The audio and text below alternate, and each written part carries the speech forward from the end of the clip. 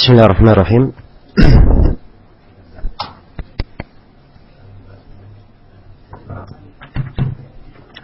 Assalamualaikum warahmatullahi wabarakatuh.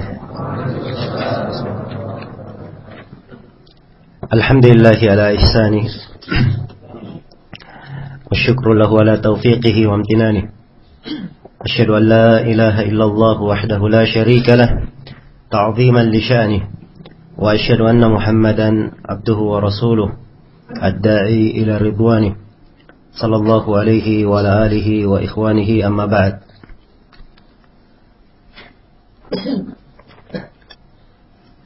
Ini sesi yang ke-9 dari pembahasan kita mengkaji kitab Ushulus Sunnah karya Al-Imam Ahmad ibn Hanbal rahimahullahu ta'ala. InsyaAllah ta'ala pada pagi hari ini kita akan memasuki pembahasan tentang iman. Iya.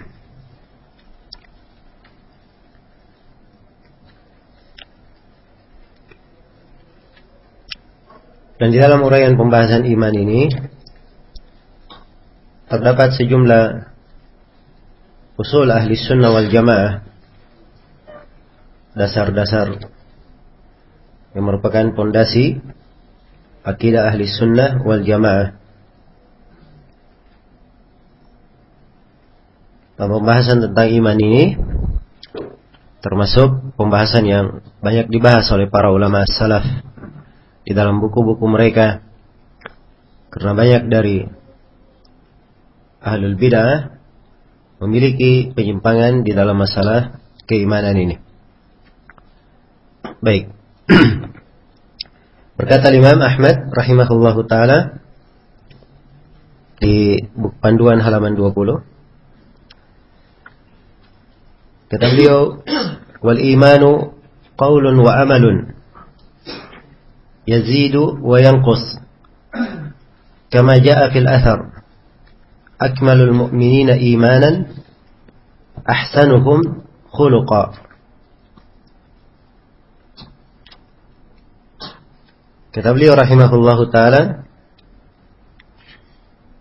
dan iman adalah qaulun wa amal, ucapan dan amalan. Yazidu wa yanqus, bertambah dan berkurang.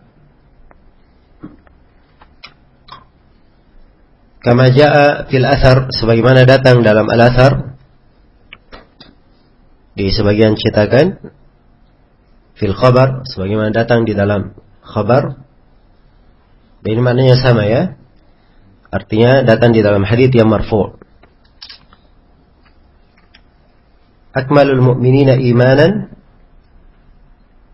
ahsanuhum khuluqa. Kaum mukminin yang paling sempurna imannya adalah yang paling bagus akhlaknya.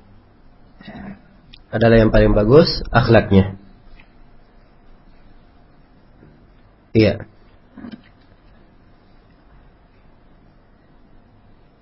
Baik. Jadi ini pembahasan iman diuraikan oleh Al-Imam Ahmad rahimahullahu ta'ala di sini. Dan iman itu memiliki dua penggunaan di kalangan ulama. Kadang digunakan dengan makna umum dan kadang digunakan dengan makna khusus. Ya. Dalam makna umumnya, iman adalah sama dengan Islam. Adalah sama dengan Islam. Iya. Karena itu sebagian ulama kita ada yang menulis buku-buku akidah, mereka sebut juga pembahasan akidah itu dengan pembahasan al-iman. Pembahasan iman. Iya. Walaupun tidak membahas khusus tentang uraian-uraian tentang iman, mereka juga Mereka juga membahas tentang pokok-pokok akidah yang lainnya. Maka di sini penggunaan iman itu sama dengan penggunaan Islam dalam makna umumnya. Adapun dalam makna khususnya, iman itu digunakan untuk hal-hal yang sifatnya keyakinan yang berkaitan dengan hati, namun disertai dengan amalan zahir yang membenarkan apa yang ada di dalam hatinya. Iya. Karena itu Rasulullah sallallahu alaihi wasallam ketika ditanya oleh Jibril, maka beliau sebutkan definisi, ditanya tentang Islam, beliau menjawab, al-Islam an tasyhadu an la ilaha illallah wa anna Muhammadan Rasulullah wa tuqimas shalah wa tu'tiyaz zakah wa tasuma Ramadan wa tahujjal bait in istata'ta ilaihi sabila.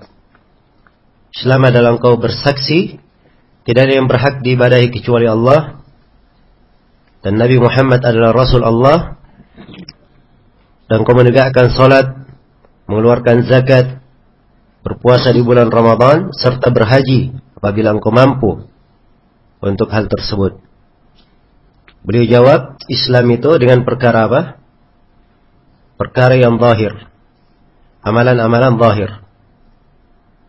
Iya.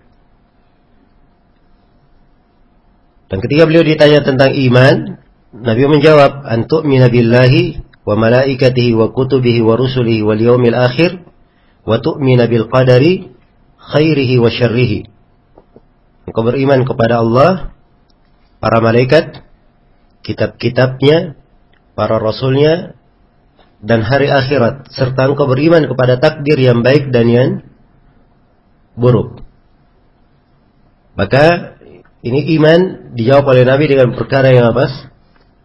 Perkara yang batin. Iya. Dan dimaklumi hal yang ada di dalam hati saja tidak cukup. Karena itu tadi saya katakan bahwa iman dengan makna khususnya adalah keyakinan di dalam hati disertai dengan amalan zahir membenarkan apa yang ada di dalam hatinya. Demikian pula Islam, perkara-perkara yang sifatnya zahir tapi harus disertai dengan keyakinan di dalam hati yang membenarkan apa? Zahirnya. Iya. Adapun penggunaan Islam dan iman kalau digunakan secara tersendiri, ini maknanya sama, memberi masuk ke dalam makna umum. Karena itu ketika Nabi sallallahu alaihi wasallam menyebutkan cabang-cabang keimanan, beliau berkata, al-imanu bid'un wa sab'una syu'bah. Fa'alaha qawlu la ilaha illallah wa adnaha imatatul adha 'anit tariq wal haya'u syu'batun minal iman. Iman itu ada 70 cabang lebih. Ya, 73 sampai 79 cabang. Yang paling tingginya ucapan la ilaha illallah. Ucapan la ilaha illallah ini masuk di mana tadi yang di pertanyaan Jibril, di Islam atau di iman tadi? Masuk di Islam. Ya kan? Di rukun Islam. Dan di sini disebut dari cabang apa? Iman. Sebab ini penggunaan iman dengan makna apa? Makna umum. Iya. Baik.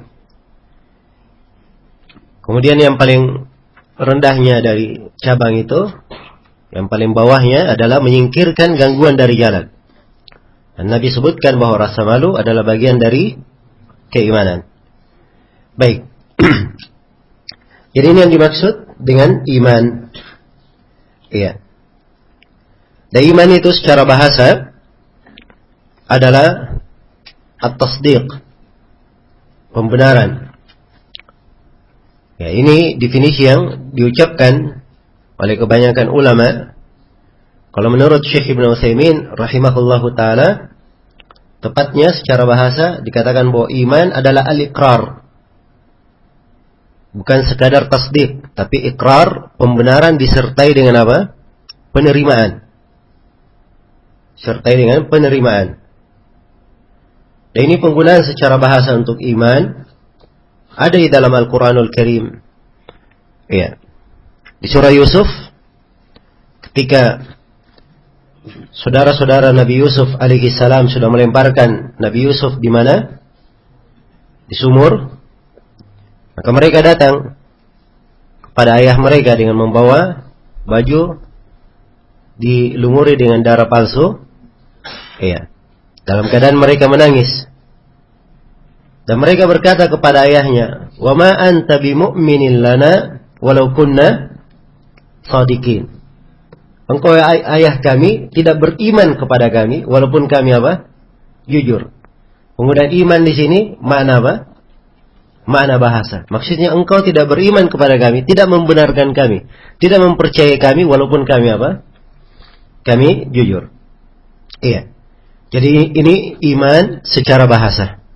Adapun dalam istilah ahli sunnah wal jamaah tentang iman, pokok keyakinan mereka dikumpul oleh Imam Ahmad dalam 4 kalimat ringkas ini.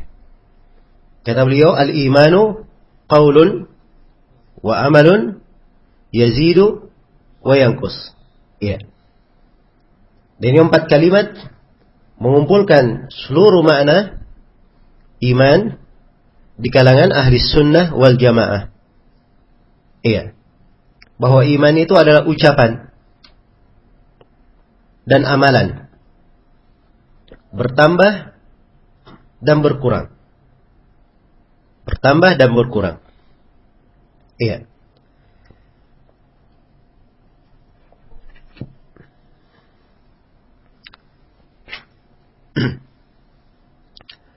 Baik. Jadi ini definisi iman secara istilah. Apa yang disebut oleh Imam Ahmad di sini tidak bertentangan dengan ucapan sebagian dari as-salaf. Mereka berkata bahwa iman itu adalah qaulun bil lisan wa i'tiqadun bil janan wa amalun bil jawarihi wal arkan. Bahwa iman adalah ucapan dengan lisan, keyakinan dengan hati, dan amalan dengan apa? Anggota tubuh.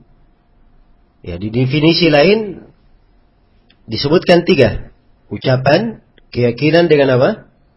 Amalan. Dan ini tidak bertentangan dengan ucapan Imam Ahmad di sini. Qaulun wa amal. Sebab ucapan itu ada 2 macam, dan amalan ada 2 macam. Ucapan ada ucapan hati, ada ucapan apa? Lisan. Amalan juga ada 2 macam. Ada amalan hati dan ada amalan apa? Anggota tubuh. Iya. Kalau begitu tidak bertentangan dengan orang yang merinci bahwa iman adalah ucapan, keyakinan dan apa? Amalan. Ya, ini hanya perbedaan lafaz saja.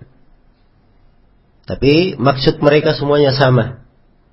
Tidak ada silang pendapat di dalam hal tersebut. Iya. Baik. Jadi iman di kalangan ahli sunnah wal jamaah itu terdiri terangkai dari 3 hal. Ucapan, keyakinan, dan apa? Amalan. Seluruh dari 3 ini masuk di dalam penamaan iman di kalangan ahli sunnah wal jamaah.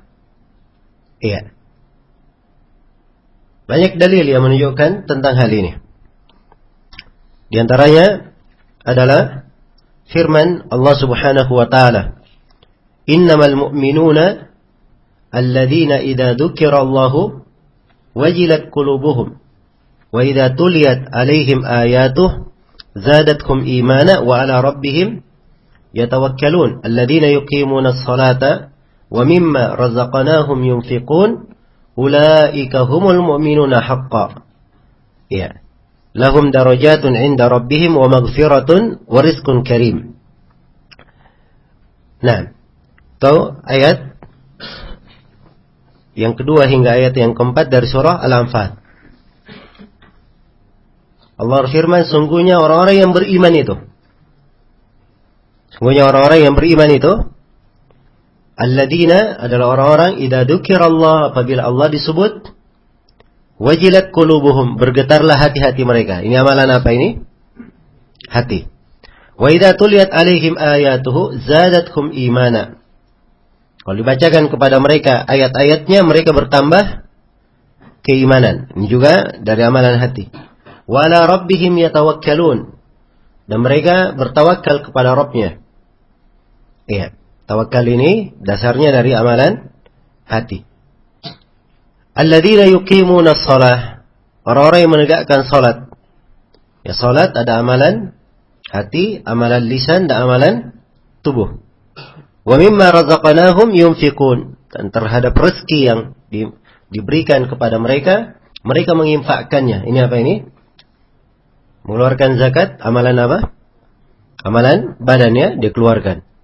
Nah, tapi tentunya disertai dengan keikhlasan di dalam hati. Ya, dan di akhir ayat dikatakan ulaika humul mu'minuna haqqa. Mereka ini adalah orang-orang yang beriman dengan sebenar-benar keimanan. Lahum darajatun inda rabbihim wa maghfiratun wa rizqun karim. Mereka akan mendapatkan berbagai derajat di sisi Rabb mereka. Ya, pengampunan dan rezeki yang mulia. Dan rezeki yang mulia. Baik. Ini satu ayat ya. Di dalam Al-Quran, satu tempat di dalam Al-Quran, ya, dirangkai dan disebutkan amalan-amalan keimanan tersebut. Ya, di antara ayat-ayat juga yang menunjukkan rangkaian ini adalah ayat-ayat di surah Al-Mu'minun. Allah Subhanahu wa taala berfirman, "Qad aflahal mu'minun alladzina hum fi salatihim khashi'un walladzina hum 'anil lagwi mu'ridun." والذين هم للزكاة فاعلون والذين هم لفروجهم حافظون إلا على أزواجهم أو ما ملكت أيمانهم فإنهم غير ملومين ومن ابتغى وراء ذلك فأولئك هم العادون. Ya, dan seterusnya ya dari ayat-ayat. Jadi disebutkan telah beruntung orang yang beriman. Disebutkan banyak sifat. Mereka khusyuk di dalam salatnya, berpaling dari hal yang sia-sia. Mereka menunaikan zakat. Iya. Dan kata zakat di dalam ayat itu ditafsirkan dengan dua penafsiran. Ditafsirkan dengan zakat bermakna dia keluarkan hartanya, dan ditafsirkan zakat dengan makna dia bersihkan jiwanya. Dia bersihkan jiwanya. Ya, dan mereka menjaga kemaluannya kecuali terhadap istri dan budak yang dia miliki. Iya. Nah, dan seterusnya ya dari ayat-ayat di surah Al-Mu'minun diterangkan tentang apa? Tentang sifat-sifat orang yang beriman. Iya. Jadi keimanan ini terdiri, terangkai dari ucapan, amalan, dan apa? Keyakinan. Baik. Ini penjelasan secara global tentang iman di kalangan ahli sunnah. Iya. Kemudian di potongan yang terakhir dari pembahasan iman di kalangan ahli sunnah adalah yazid wa yanqus. Bertambah dan apa? Berkurang. Ya, iman itu mungkin bertambah dan mungkin berkurang. Dan ini banyak dalil yang menjelaskan tentang hal tersebut. Ya, tadi saya bacakan ayat wa idza tuliyat alaihim ayatuhu zadatuhum imana. Kalau dibacakan kepada mereka ayat-ayatnya, mereka bertambah keimanan. Ini jelas ya menunjukkan pertambahan. Nah, dan juga ayat di akhir surah At-Taubah, ya fa'ammal ladzina amanu fazadathum imana wa hum yastabshirun. Adapun orang-orang yang beriman, mereka bertambah keimanan dan mereka bergembira. Iya. Di tempat yang lain, huwallazi anzala as-sakinata fi qulubil mu'minina liyazdadu imanan ma'a imanihim. Dialah Allah yang menurunkan ketenangan kepada kaum mukminin supaya mereka bertambah keimanan di samping keimanan yang telah mereka miliki. Iya. Dan juga di ayat yang lain tentang kisah para sahabat di perang Khandaq, alladzina qala lahumun nasu innan nasa qad jama'u lakum fakhshawhum fazadahum imana. Ya. Mereka bertambah keimanan. Dan banyak lagi ayat-ayat yang semisal yang ini terdapat penyebutan pertambahan keimanan. Ya, Imam Al-Bukhari di dalam sahihnya di Kitabul Iman boleh sebutkan sekitar 10 atau 11 ayat ya tentang pertambahan ini. Nah, jadi mungkin ada yang bertanya, ini kan ayat-ayat cuma pertambahan iman saja. Tidak ada penjelasan tentang apa? Berkurangnya. Ya. Maka jawabannya dimaklumi bahwa kalau sesuatu itu bisa bertambah, berarti bisa apa? Bisa berkurang. Ya. Dan penegasan bisa berkurangnya itu ada di dalam hadits-hadits Rasulullah sallallahu alaihi wasallam. Di antara hadits yang menjelaskannya adalah hadits Abu Sa'id Al-Khudri riwayat Muslim. Rasulullah sallallahu alaihi wasallam bersabda, "Man ra'a minkum munkaran falyughayyirhu bi yadihi, fa in lam yastati' fa bi lisanihi, fa in lam yastati' fa bi qalbihi, wa dzalika adhaful iman." Siapa di antara kalian yang melihat suatu kemungkaran, hendaknya dia rubah dengan tangannya. Kalau dia tidak mampu, maka hendaknya dia rubah dengan lisannya. Kalau dia tidak mampu, maka hendaknya dia rubah dengan hatinya. Dan itu adalah selemah-lemah keimanan. Iya. Baik. Dan di dalam hadits syafaat, iya, yakhruju minan nari man qala la ilaha illallah wa fi qalbihi mithqalu habbatin min sya'iratin minal iman, atau mithqalu sya'iratin minal iman. Wa yakhruju minan nari man qala la ilaha illallah wa fi qalbihi mithqalu burratin minal iman. Wa yakhruju minan nari man qala la ilaha illallah wa fi qalbihi mithqalu darratin minal iman. Akan keluar dari neraka orang yang berucap la ilaha illallah dan di dalam hatinya ada sebesar jelai dari keimanan. Dan akan keluar dari neraka orang yang berucap la ilaha illallah dan di dalam hatinya ada sebesar gandum dari keimanan. Lebih kecil lagi. Dan akan keluar dari api neraka orang yang berucap la ilaha illallah dan di dalam hatinya ada sebesar darrah dari keimanan. Darrah ini seperti telur semut atau yang semisal dengan itu, kecil sekali. Ya, yang disebut dengan darrah. Ya, memang orang-orang di masa itu kalau mereka mengukur hal yang paling kecil, mereka sebut dengan bahasa apa? Darrah. Jelas ya? Tapi bukan artinya, darrah itu bukan artinya zat yang tidak ada ukurannya. Ada, dimaklumi. Ya. Karena itu sebagian orang yang mengartikan darrah sekarang seperti atom atau yang semisal dengan itu. Ini orang nggak paham bahasa Arab. Ya. Baik. Dan tidak mengerti apa yang dimaksud dengan darrah di dalam istilah apa? Bahasa Arab. Dia ibarat dipakai oleh orang Arab untuk sesuatu yang paling kecil, tapi bukan artinya diartikan atom. Ya. Baik. Karena itu tidak dikenal di masa itu. Mana orang-orang dahulu kenal atom? Jadi di dalam hadits tersebut terlihat ya, keimanan semakin kecil, semakin kecil, semakin kecil, menunjukkan bahwa iman itu bisa apa? Bisa berkurang. Iya. Dan dalil-dalil tentang hal ini sangat banyak sekali. Dan inilah pokok keyakinan ahli sunnah di dalam masalah iman. Ini pokok keyakinan ahli sunnah di dalam masalah iman. Karena itu kata sebagian ulama, Al-Barbahari rahimahullah di dalam Syarhus Sunnah, beliau sebutkan bahwa siapa yang meyakini hal ini, bahwa iman itu keyakinan, ucapan, keyakinan, amalan, bertambah dan berkurang, maka dia telah keluar dari seluruh penyimpangan orang yang menyimpan di masalah apa? Di masalah iman. Iya. Sebab mereka yang menyimpan dalam masalah iman, iya, itu ada dua kelompok. Nah, ada kelompok Murji'ah dan ada kelompok Al-Wa'idiyah. Nah, kelompok Murji'ah ini mereka mengakhirkan amalan dari iman. Mereka keluarkan amalan dari apa? Dari iman. Ya. Mereka keluarkan amalan dari iman.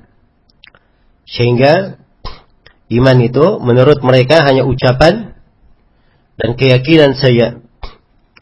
Ya, adapun amalan tidak masuk di dalam iman. Dan kelompok Murji'ah ini ada beberapa sekte di dalamnya. Iya. Di antara yang paling ekstrimnya adalah kelompok Jahmiyah. Bahwa iman itu hanya pembenaran di dalam hati saja. Walaupun tidak ada ucapan, dia sudah masuk di dalam apa? Iman. Dan ada beraneka ragam ya ucapan di dalam hal ini. Ada yang berkata bahwa iman sekadar pengujaran, sekadar pengucapan itu sudah cukup dia sebagai mukmin. Ini adalah pendapat-pendapat batil tentunya. Iya. Kalau iman itu sekadar pembenaran di dalam hati, Fir'aun berarti sudah apa? Sudah mukmin. Iya, sebab dia sudah berucap, malah sudah dia ucapkan, dia benarkan di dalam hatinya. Bala. Sebelum Nabi Musa alaihi salam, iya, dikejar oleh Fir'aun, ya, dan bala tentaranya. Sebelum Fir'aun ditenggelamkan, Fir'aun telah mengakui, ya, dan tahu kebenaran Nabi Musa. Itu disebut di dalam Al-Quran. Wajahadu biha wastaiqanatha anfusuhum dhulman wa udwa. Ya. Atau dhulman wa udwana. Dan mereka mengingkari hal tersebut, menentangnya, padahal jiwa-jiwa mereka meyakininya. Ada keyakinan mereka, tapi itu tidak memberi manfaat. Ya, kalau dikatakan bahwa iman sekedar ucapan saja, berarti kaum munafikin adalah apa? Orang-orang yang beriman. Ya, dan ini sangat batil tentunya, karena di dalam Al-Quran Allah berfirman, Innal munafikina fid darkil asfali minan nar. Sungguhnya kaum munafikin di lapisan neraka yang paling bawah. Ya. Dan ini keyakinannya kelompok sesat kaum Murji'ah di dalam masalah iman. Dan ini telah ditulis buku-buku oleh Ahlul Bidah. Ibn Arabi menulis buku judulnya Imanu Fir'aun. Keimanan apa? Fir'aun. Jadi dianggap bahwa Fir'aun itu adalah apa? Mukmin. Dan ini jangan dianggap perkara yang aneh. Hingga hari ini masih ada yang mewarisi pemikiran tersebut. Ada orang-orang yang apa? Menyebutkan bahwa Fir'aun adalah mukmin. Iya. Nah, ini diketemukan ya di Makassar dulu tahun 90-an. Salah satu universitas ada seminar dengan judul Fir'aun Mukmin Sejati. Iya. Mukmin sejati. Dan ini akar pemikirannya dari sini. Dalam masalah apa? Keimanan. Ya, penyimpangan mereka di dalam memahami iman itu apa. Baik. Kemudian jadi itu kelompok Murji'ah, dan pokoknya mereka berjumpa mengeluarkan amalan dari apa? Dari keimanan. Hanya saja kaum Murji'ah ini bertingkat-tingkat. Ya. Yang paling minim kesesatannya itu adalah kaum Murji'ah disebut dengan nama Murji'atul Fuqaha. Murji'ah al-Fuqaha. Nah, Al-Imam Abu Ubaid Al-Qasim bin Salam, beliau memiliki buku dengan judul Kitabul Iman. Di awal bukunya beliau singgung kelompok yang menyimpang atau kelompok yang berbicara tentang iman. Maka beliau hanya menyebut dua ucapan yang dianggap saja. Ucapan ahli sunnah tentang iman seperti yang disebut oleh Imam Ahmad. Dan beliau singgung ucapan kelompok Murji'atul Fuqaha. Ya. Menunjukkan bahwa hanya ini yang dianggap. Ya, sebab Murji'atul Fuqaha ini mereka menganggap bahwa iman itu adalah ucapan dan keyakinan saja. Amalan tidak dimasukkan di dalamnya.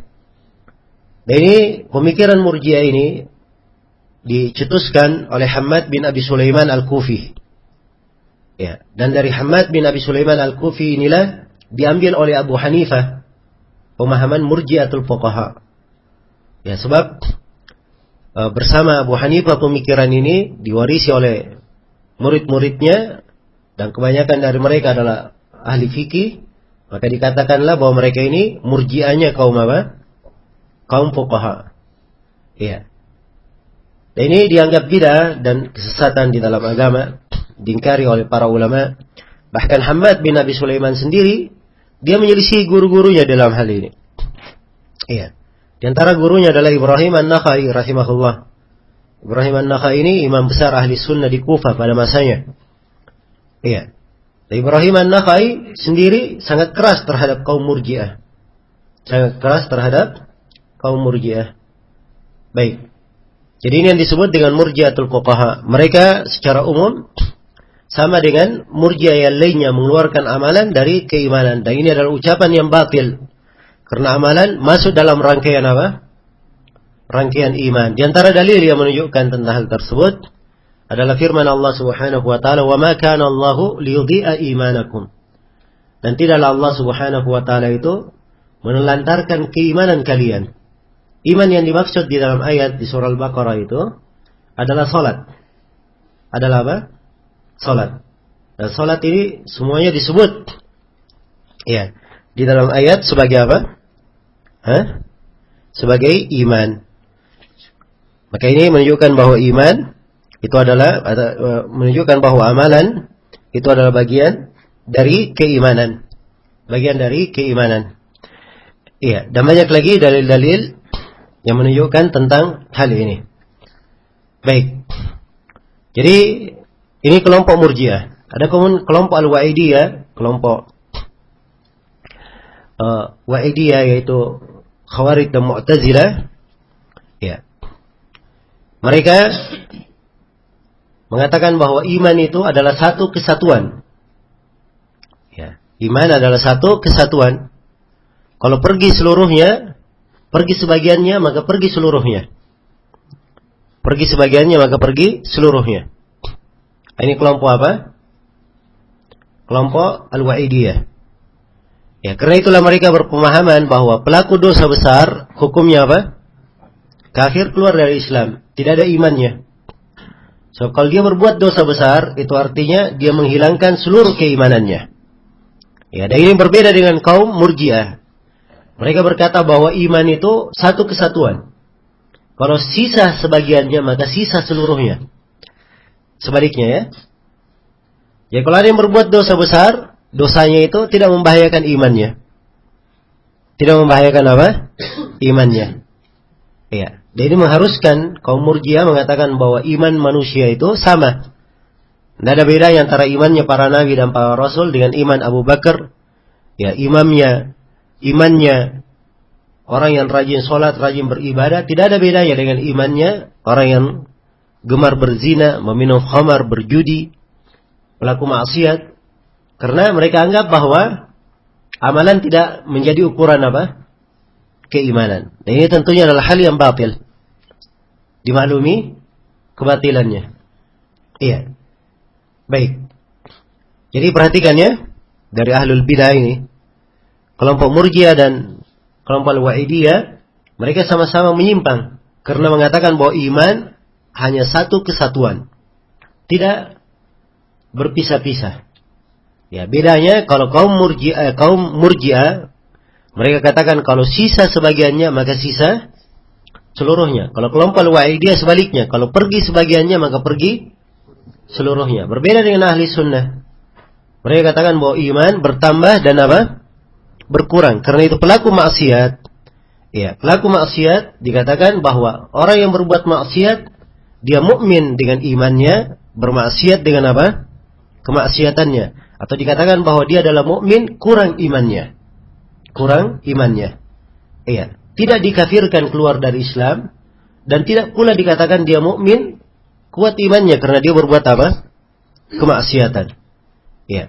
Maka ini adalah keyakinan pokok di kalangan ahli sunnah, diterangkan oleh adillah yang sangat banyak sekali. Iya. Sebagiannya telah kita terangkan tadi. Di sini Imam Ahmad menyebutkan satu hadits yang menjelaskan tentang pertambahan iman. Iya. Bahwa iman itu bisa bertambah dan bisa berkurang. Yaitu sabda Nabi sallallahu alaihi wasallam, "Akmalul mu'minina imana ahsanuhum khuluqa."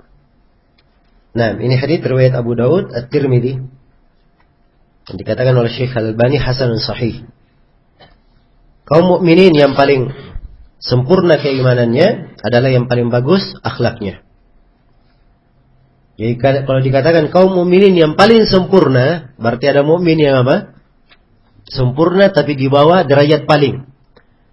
Dan menunjukkan juga bahwa ada mukmin yang tidak sempurna keimanannya. Iya. Tidak sempurna keimanannya. Baik.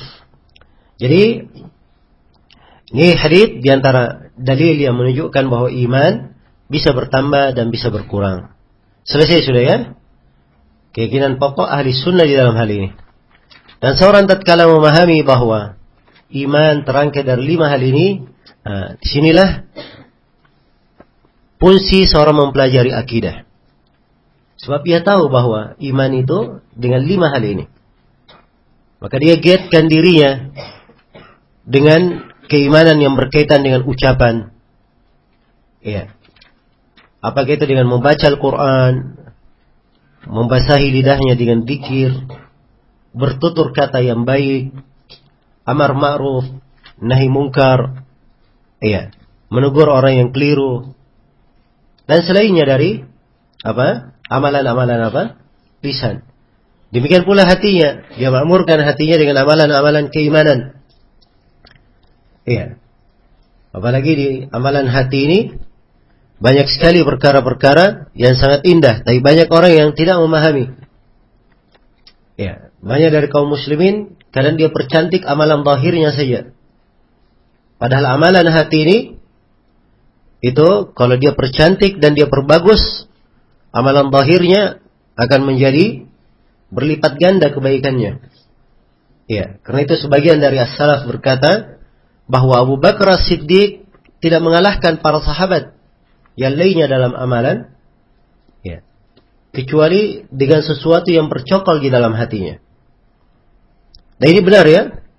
Kalau mau dikatakan bersedekah, sahabat semuanya bersedekah. Puasa mereka berpuasa. Salat mereka salat. Jihad mereka juga berjihad. Membela Rasulullah semuanya membela Rasulullah. Iya.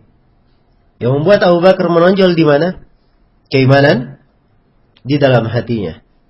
Inilah yang menyebabkan amalan-amalan beliau menjadi amalan yang besar. Ya, dan kata sebagian as-salaf, rubba amalin sagir tu'azzimuhu an-niyah wa rubba amalin kabir tusaggiruhu an-niyah. Kadang ada sebuah amalan yang kecil menjadi agung dan besar karena niatnya.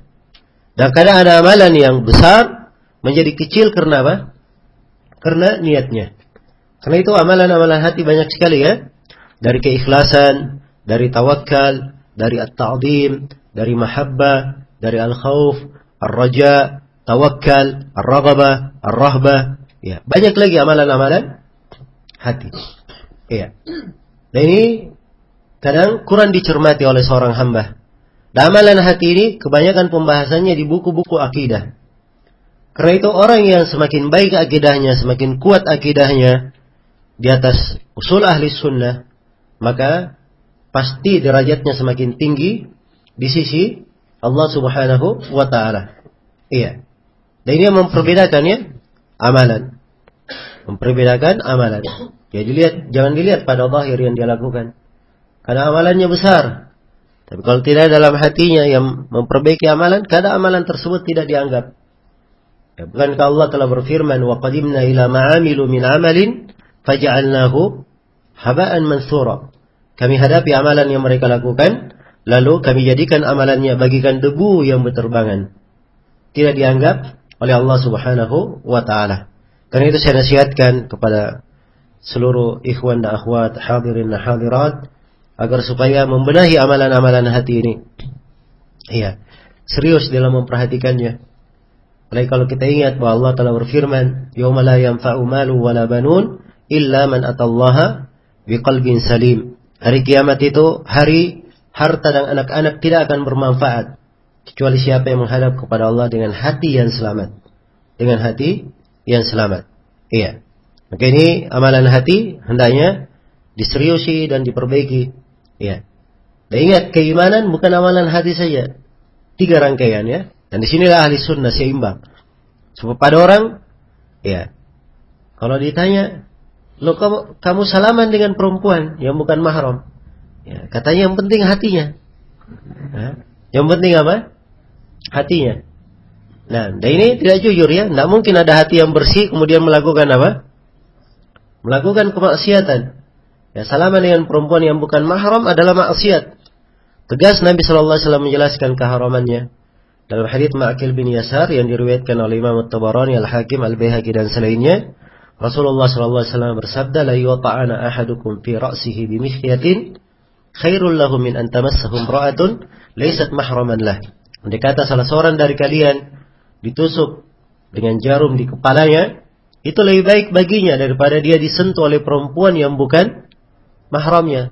Oh, salaman dengan perempuan, ditegur. Oh, yang penting apa? Yang penting hatinya. Ya. Jadi tidak benar ya. Maka harus diseimbangkan. Demikian pula tatkala kita tahu bahwa dari rangkaian iman adalah amalan, ya seorang hendaknya memperhatikan amalan-amalan yang mendekatkannya kepada Allah Subhanahu wa taala dan membantu ya manusia dengan badannya, kemudian menyingkirkan gangguan dari jalan, ya, kemudian berjalan ke tempat-tempat ibadah, berjalan untuk menunaikan ibadah kepada Allah Subhanahu wa taala dan selainnya dari amalan-amalan besar yang terangkai dalam amalan apa? Amalan badan. Iya, dalam amalan seorang hamba. Iya. Kemudian dari pembahasan bahwa iman bertambah dan berkurang, ini juga terdapat renungan yang penting untuk dicermati oleh seorang muslim dan muslimah. Iya. Sebab kalau dia tahu bahwa iman bertambah dan berkurang, maka dia perlu untuk mengetahui dua ilmu. Ilmu yang pertama adalah sebab-sebab yang bisa menambah keimanannya. Dan ilmu yang kedua yang perlu dia ketahui adalah sebab-sebab yang bisa mengurangi apa? Bisa mengurangi keimanannya. Dan ini pembahasan luas ya kalau kita uraikan. Ya. Sebab-sebab yang bisa apa? Menambah keimanan. Iya. Demikian pula kalau kita jelaskan sebab-sebab yang mengurangi keimanan, ini juga banyak. Tapi tidak ada masalah saya berikan isyarat-isyarat global ya untuk kandungan pembahasan ini. Banyak sebab yang bisa menambah keimanan. Ya, di antaranya adalah menuntut ilmu syar'i. Menuntut ilmu agama. Ya, bahkan di dalam ilmu ini ya terdapat sebab bertambahnya iman, hal yang menakjubkan. Hal yang apa? Menakjubkan. Ya. Karena itu tidak pantas bagi seorang muslim dan muslimah. Allah muliakan dia dengan ilmu agama. Allah muliakan dia dengan syariat yang agung. Ya, di dalam mempelajarinya ibadah dan pertambahan keimanan yang sangat besar. Kemudian dia telantarkan menuntut ilmu ini. Iya. Dan ini sering saya ucapkan ya bahwa di masa ini ya manusia sudah lebih dari cukup pada keperluan dunia mereka. Semuanya ada sudah. Ya. Ingin cari dokter sudah berlebihan. Ingin cari ahli bisnis mungkin semuanya pebisnis. Ya. Ingin cari ahli manajemen ada yang ahli pertanian ada, perkebunan ada, semuanya ada ahli-ahlinya. Ya. Dan berlebihan. Tapi yang kurang adalah apa? Ahli agama. Ya, itu yang kurang. Ya. Padahal umat ini perlu kepada orang-orang yang berilmu lebih banyak dan lebih banyak lagi. Nah, kalau semua yang hadir di sini adalah ulama, itu tidak cukup untuk Indonesia ini. Ya. Tidak cukup untuk siapa? Indonesia ini. Nah, karena itu siapa yang Allah Subhanahu wa taala anugerahkan kepadanya, dia memiliki kecerdasan, memiliki kesempatan, jangan dia telantarkan dirinya dari amalan yang baik, dari pahala yang besar. Ya. Sebab tidak ada yang lebih afdal. Pekerjaan, banyak pekerjaan. Tapi tidak ada yang lebih afdal dari pekerjaannya para nabi dan para rasul. Ya. Ada yang mengatakan ada yang lebih afdal dari pekerjaan para nabi dan para rasul. Ini pekerjaan yang paling afdal. Nah, karena itu hendaknya diingat tentang hal ini. Dan sekali lagi seorang hendaknya memikirkan hal yang terbaik untuk dirinya. Hal yang terbaik untuk dirinya. Dan kadang banyak orang kurang keyakinan, ya, kurang keyakinan. Ya, apakah itu pada orang tuanya, kadang pada anaknya sendiri. Seakan-akan kalau belajar agama, masa depannya kurang cerah, ya, tidak jelas. Ya, dan ini adalah hal yang keliru, Ya Allah Subhanahu Wa Taala malah menjamin Ya. Mereka yang bertakwa kepadanya, innahu may yattaqi wa yasbir fa innallaha la yudhi'u ajral muhsinin. Sungguhnya barang siapa yang bertakwa dia bersabar, Allah tidak akan melantarkan pahala orang-orang yang berbuat baik. Allah yang akan menjaminnya. Iya, Allah yang akan menjaminnya. Cuman kadang kita kurang keyakinan. Iya, kurang keyakinan. Karena itu sekali lagi dari sebab utama yang sangat menambah keimanan adalah ilmu agama. Mempelajari ilmu agama. Karena itu kalau kita lihat para ulama yang mempelajari ilmu, luar biasa, menakjubkan sekali. Satu hadits mereka cari, rela melakukan perjalanan berapa? 1 bulan, subhanallah. Ya, disebut di Sahih Bukhari ya. Kisah Jabir radhiyallahu anhu melakukan perjalanan untuk menjumpai kawannya, ya Abdullah bin Unais. Sebab Jabir menghafal satu hadits, tidak ada yang hafal kecuali antara mereka berdua ya. Jadi Jabir melakukan perjalanan 1 bulan, ya, hanya untuk mengecek hafalannya sudah benar atau tidak. Ya, sampai ke tempat Abdullah bin Unais, Jabir berkata, saya hafal dari Nabi begini. Kata Abdullah bin Unais, ya begitu juga yang saya hafal. Ya. Setelah itu Jabir kembali. Subhanallah. Hanya untuk apa? 1 hadits. Nah ini bukan perjalanan kayak kita sekarang ini ya. Perjalanan penuh dengan bahaya. Ya. Dia harus sabar dengan teriknya matahari. Berbagai rintangan di jalan. Ya. Menembus padang pasir yang sangat luas, mendaki gunung, menelusuri lembah. Ya. Bahaya-bahaya yang dimaklumi. Sekarang ini kalau ada bahaya, lapor polisi gampang. Ya. Waktu itu di mana keadaan yang seperti ini? Tapi bersamaan dengan itu, subhanallah, ya, mereka memiliki apa? Kecintaan luar biasa terhadap ilmu. Dan inilah yang memberikan keimanan kepada mereka. Kata sebagian dari as-salaf, dan ini disebutkan dari Al-Hasan Al-Basri rahimahullah, "Lau ya'lamul muluk wa abna'ul muluk ma nahnu fihi lajaladuna alaihi bis-suyuf." Andai kata raja-raja, anak-anak dan anak-anak raja mengetahui kenikmatan kita di dalam ilmu ini, mereka pasti mencambuk kita dengan pedang-pedangnya karena mereka iri dengan kenikmatan tersebut. Mereka iri dengan kenikmatan tersebut. Iya. Dan inilah keindahan ilmu agama. Ya, tidak ada yang merasakan keindahannya kecuali orang-orang yang masuk di dalamnya. Iya. Nah, memang perlu kesabaran. Di awal-awal kadang seorang kurang terasa, tapi dia bersabar dan bersabar, dia akan melihat ya, bukti kebenaran ucapan as-salaf bahwa tidak ada ibadah yang lebih agung bagi seorang hamba melebihi dia menuntut ilmu. Melebihi dia menuntut ilmu. Baik, ini sebab yang pertama. Sebab yang kedua dari hal yang sangat menambah keimanan adalah dia mempelajari Asmaul Husna. Iya. Dia mempelajari nama-nama Allah Subhanahu wa taala dan sifat-sifat Allah. Ini adalah bab agung sekali. Pembahasan yang sangat luar biasa.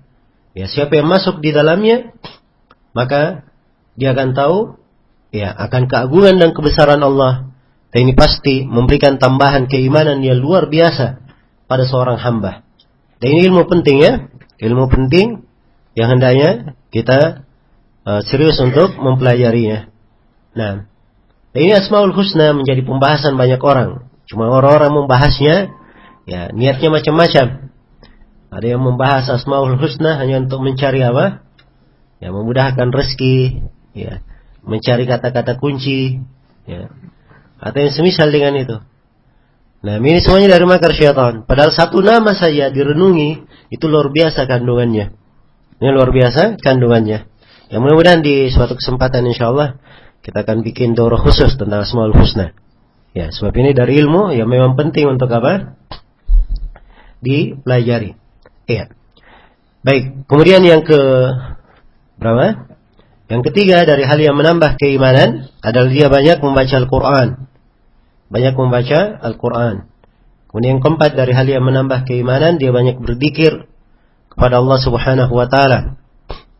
Dari hal yang menambah keimanan adalah dia menunaikan kewajiban, meninggalkan larangan. Kemudian dari hal yang menambah keimanan, dia banyak mengingat tentang kehidupan akhirat. ingat akan negeri kekal abadi. Dan dari hal yang menambah keimanan adalah dia banyak mengingat kematian.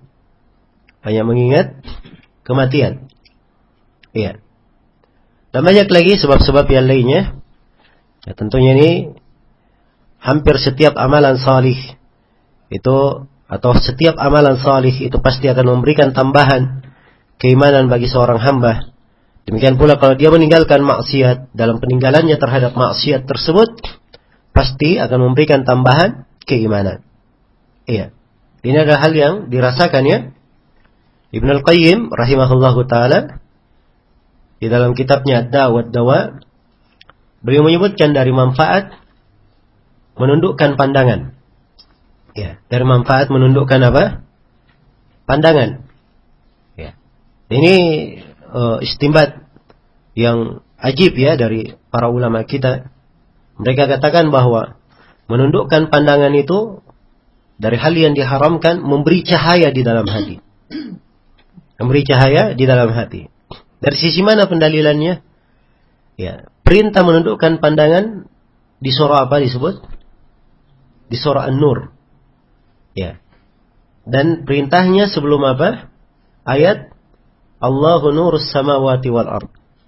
Dan sebelumnya diperintah kullil mu'minina yaghuddu min absarihim wa yahfadhu furujahum. Demikian pula terhadap kaum mukminat, kullil mu'minati yaghuddna min absarihinna wa yahfadna furujahunna. Katakan kepada orang-orang yang beriman supaya menundukkan pandangannya, menjaga kemaluannya. Dan katakan kepada perempuan yang beriman supaya menundukkan pandangannya, menjaga kemaluannya. Ini memberikan cahaya dalam hati. Kata Ibnu Al-Qayyim rahimahullah, seorang yang tiba-tiba melihat ya perempuan yang bukan mahramnya dan membuatnya kagum, untuk memalingkan pandangannya, itu dia ketemukan di dalam hatinya hal yang berat. Bahkan dia tersiksa ketika apa? Memalingkannya. Ya, ketika apa? Memalingkannya. Tapi kata beliau, tunggu saja. Tersiksanya ini akan hilang. Begitu dia tetap memalingkannya dan menjaganya, ketersiksaan tersebut berubah menjadi apa? Cahaya dan ketenangan. Ya, dan ini adalah hal yang disaksikan ya. Hanya saja memang di dalam amalan-amalan salih, seorang itu perlu kesabaran. Perlu kesabaran. Yaitulah surga. Rasulullah sallallahu alaihi wasallam bersabda, "Huffatil jannatu bil makarih wa huffatin naru bisyahwat." Surga itu diitari dengan hal-hal yang apa? Tidak menyenangkan. Ya, berbeda dengan neraka, diitari dengan hal yang penuh apa? Penuh syahwat. Nah, disinilah harus dipahami oleh setiap muslim dan muslimah bahwa jalan menuju kepada surga itu harus ada kesabaran. Ya. Harus ada pengorbanan, penjagaan terhadap jiwa. Ya. Dan apabila dia pandai menjaganya, maka Allah Subhanahu wa taala akan memuliakannya dengan surga itu. Nah, hadza ma tu'aduna likulli awwabin hafidh. Nah, inilah surga yang dijanjikan untuk setiap hamba yang selalu menjaga dirinya dan selalu bertobat kepadanya. Baik. Adapun sebab-sebab berkurangnya keimanan, ya, juga sangat banyak sekali ya. Kalau ingin diuraikan, ambil saja dari sebab tambahan keimanan. Apa yang kebalikannya itu berarti sebab apa? Sebab berkurangnya keimanan. Ya. Baik, saya kira cukup ini yang berkaitan dengan pembahasan iman. Setelah itu Imam Ahmad rahimahullahu taala berpindah menjelaskan tentang hukum orang yang meninggalkan salat. Kata beliau rahimahullah,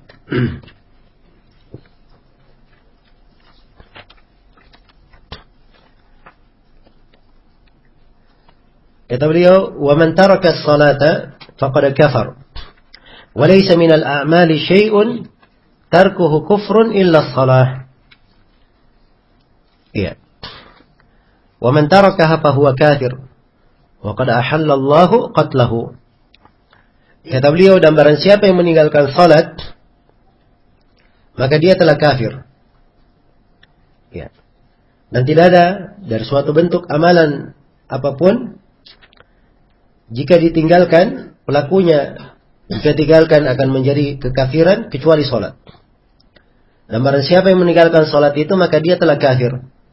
Allah telah menghalalkan untuk membunuhnya. Iya. Ini penegasan Imam Ahmad dari pokok sunnah yang beliau uraikan di sini tentang masalah orang yang meninggalkan salat. Bahwa orang yang meninggalkan salat ini dikafirkan.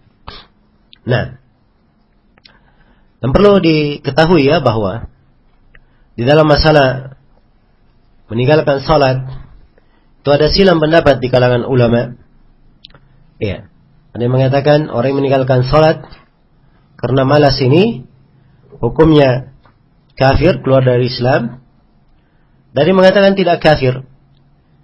Ya, kalau dari Imam 4 memang Abu Hanifah, Imam Malik, Imam Syafi'i, mereka tidak mengkafirkan orang yang meninggalkan salat karena apa? Karena malas. Hanya saja Imam Ahmad dalam riwayat yang masyhur dari beliau mengkafirkannya. Iya, dan ini dinukil dari banyak as-salaf. Bahkan Syakik atau Abdullah bin Syakik rahimahullahu taala berkata, iya, lam yakunu yarawna syai'an minal amali tarkuhu kufrun illa shalah.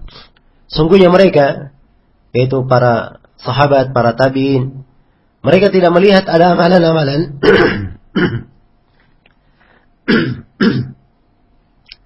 mereka tidak melihat ada amalan-amalan yang apabila ditinggalkan itu mengkafirkan kecuali apa? Kecuali salat. Iya. Ini pendapat kuat sekali. Pendapat yang mengatakan bahwa orang yang meninggalkan salat itu adalah apa? Adalah kafir. Ya, mereka berdalilkan dengan ayat-ayat Al-Qur'an dan hadits-hadits Rasulullah sallallahu alaihi wasallam. Di antara ayat-ayat Al-Qur'an adalah firman Allah Subhanahu wa taala ketika diterangkan tentang penduduk neraka. Apa yang menyebabkan mereka berada dalam neraka Saqar? Ma salakakum fi Saqar? Maka mereka menjawab, lam nakum minal musallin. Kami dulunya orang yang tidak melakukan salat. Jadi pertama kali yang mereka sebut tidak melakukan apa? Tidak melakukan salat. Demikian pula di antara dalil adalah firman Allah Subhanahu wa taala, fa in tabu wa aqamus salata wa atuz zakata fa ikhwanukum fid din. Di ayat yang lainnya, fakhallu sabilahum. Apabila mereka bertobat, menegakkan salat dan mengeluarkan zakat, maka mereka adalah saudara-saudara kalian dalam agama. Artinya, kalau dia tidak salat, saudara atau bukan? Bukan saudara. Ya. Nah, ayat yang lainnya, fakhallu sabilahum. Kalau mereka bertobat, biarkan jalannya, jangan diperangi. Artinya, kalau dia belum bertobat, belum salat, tidak mengeluarkan zakat, jalannya apa? Tetap diperangi. Nah, inilah makna ucapan Imam Ahmad dihalalkan untuk memeranginya, untuk membunuhnya. Iya. Dan dari hadits Rasulullah sallallahu alaihi wasallam, ya banyak hadits ya yang menjelaskan tentang hal tersebut. Iya. Di antaranya adalah hadits riwayat Muslim di mana Rasulullah sallallahu alaihi wasallam bersabda, ya al-ahd alladhi bainana wa bainahum as-salah. Ya. Di sebagian riwayat, bainal abd wasyirk, antara seorang hamba dan kesyirikan adalah salat. Atau al-kufur, kekufuran adalah salat. Dalam hadits Buraidah lebih tegas lagi, dikatakan man tarakaha faqad kafar. Siapa yang meninggalkannya maka dia telah apa? Maka dia telah kafir. Dan ini yang dipegang oleh kebanyakan ulama kita di masa ini. Ya, mereka menegaskan bahwa orang yang meninggalkan salat hukumnya adalah apa? Hukumnya adalah kafir, keluar dari Islam. Dan ini yang difatwakan oleh Syekh bin Baz rahimahullah, Syekh Ibn Utsaimin, ya, difatwakan oleh Syekh Shalih Al-Fauzan, Syekh Muqbil, Syekh Ahmad An-Najmi, Syekh Zaid Al-Madkhali, ya, dan banyak dari ulama kita di masa ini. Memang ada dari sebagian ulama kita yang tidak mengkafirkannya, menguatkan tidak kafirnya, seperti Syekh Al-Albani rahimahullah. Ya, dan belakangan ini Syekh Rabi hafizahullah taala, beliau juga condong kepada pendapat yang tidak mengkafirkan.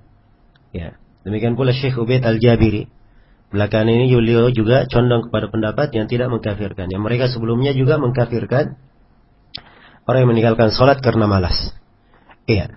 Baik, ala kulli hal bahwa pendapat yang disebut oleh Imam Ahmad di sini ini pendapat yang sangat kuat dan dipegang oleh para ulama. Tapi yang menjadi masalah di sini, kenapa dimasukkan oleh Imam Ahmad di usul sunnah? Ya ingat ya, usul sunnah di awal pembahasan siapa yang meninggalkannya maka dia tidak dihitung apa? Tidak dihitung ahli sunnah. Ya. Jawabannya bahwa ini memang dari apa yang dipandang oleh Imam Ahmad rahimahullahu ta'ala. Ya, dan ini dipandang juga oleh sejumlah imam yang lainnya. Karena itu disebutkan juga tentang masalah meninggalkan sholat ini oleh Sufyan Ats-Tsauri di dalam akidahnya. Dan Ibnu Rajab rahimahullahu ta'ala di dalam kitab beliau Fathul Bari, ya, di syarah Sahih Al-Bukhari, Ibnu Rajab menyebutkan dari aqwal as-salaf, ya, bagaimana kerasnya mereka di buku-buku akidah, ya, tentang orang yang meninggalkan sholat secara malas itu. Dan ini insyaallah ta'ala pendapat yang lebih dekat. Nah, tapi bukan artinya orang yang berpendapat tidak kafir, ya, itu dikeluarkan dari ahli sunnah. Sebab ini memang ada bentuk ijtihad di dalamnya. Dan bagi para ulama yang menegaskannya, memasukkannya ke dalam buku akidah, ya mungkin ada sisi lain mewarnainya, atau mungkin itu adalah suatu perkara yang dianggap membedakan, ya, antara ahli sunnah dan kebanyakan ahlul batil pada masa tersebut. Ya. Tapi kalau kita lihat kepada hakikat masalah sholat ini, dia adalah perkara yang boleh seorang itu berbeda pendapat di dalam hal ini, karena ini memang masalahnya ada silang pendapat di kalangan para ulama dan dalil-dalil antara kedua belah pihak juga mengandung sisi-sisi kekuatan. Iya. Wallahu ta'ala alam. Baik, jadi selesai sudah ya pembahasan tentang masalah orang yang meninggalkan sholat. Dan perlu saya ingatkan bahwa pembahasan Imam Ahmad di sini tentang orang yang meninggalkan sholat karena apa? Karena malas. Adapun kalau dia meninggalkan sholat karena mengingkari kewajiban sholat, ini tidak ada silang pendapat di kalangan para ulama tentang apa? Tentang kafirnya. Tidak ada silang pendapat. Dia tidak sholat karena dia ingkari kewajibannya, tidak ada silang pendapat tentang kafirnya. Baik, setelah itu beliau berpindah kepada pembahasan yang lainnya. Dan ini dari pokok keyakinan ahli sunnah juga, yaitu pembahasan tentang sikap, ya, ahli sunnah kepada para sahabat Rasulullah sallallahu alaihi wasallam. Nah, kata Imam Ahmad rahimahullahu taala, wa khairu hadhihi al-ummati ba'da nabiyha Abu Bakr as-Siddiq, thumma Umar ibn al-Khattab, thumma Utsman. Ya, kata beliau, sebaik-baik umat ini setelah nabinya adalah Abu Bakar as-Siddiq, thumma Umar ibn al-Khattab, kemudian Umar bin Khattab, ya, thumma Utsman, kemudian Utsman ibn Affan.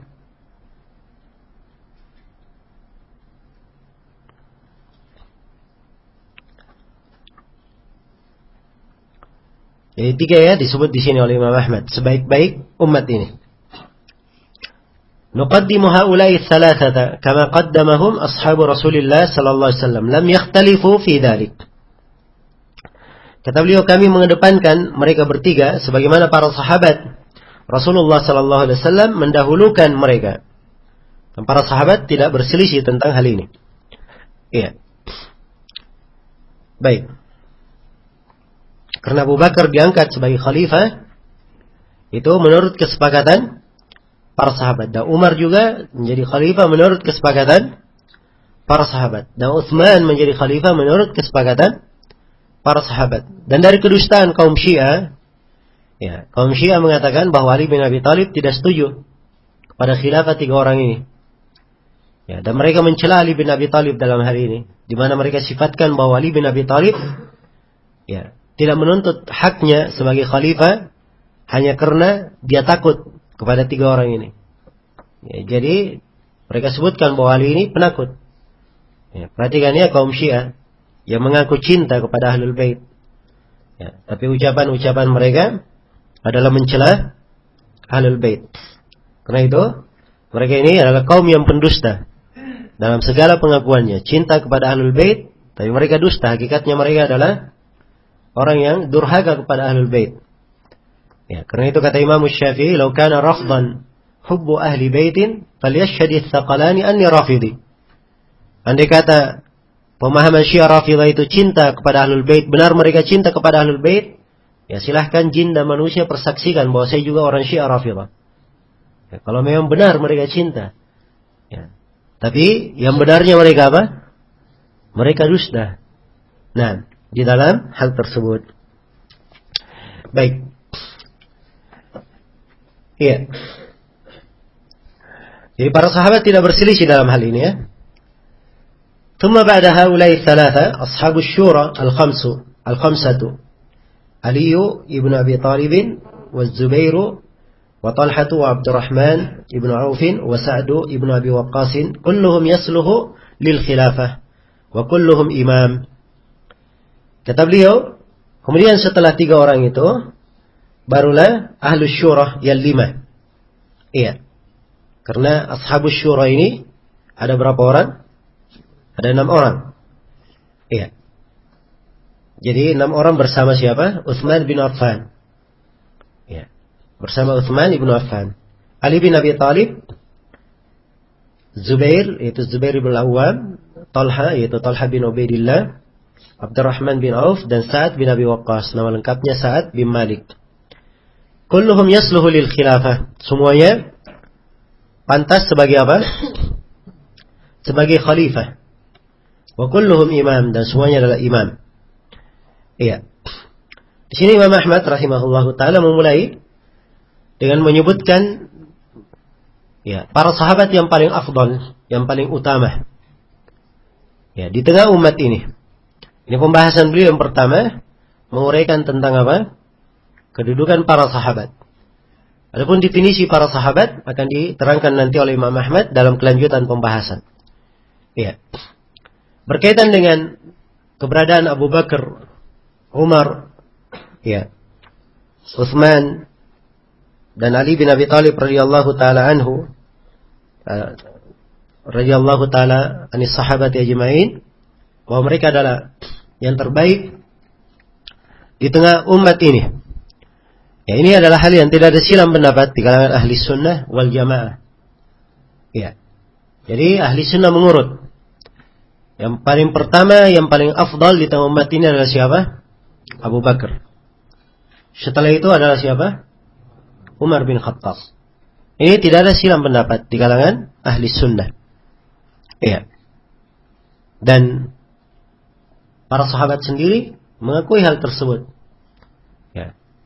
Mereka selalu berkata, ya, Rasulullah SAW, kemudian Abu Bakar, kemudian Umar. Datang Rasulullah, Abu Bakar, Umar. Begini Rasulullah, Abu Bakar, Umar. Ya. Dan tidak ada yang mengingkarinya. Tidak Nabi SAW dan tidak pula siapa?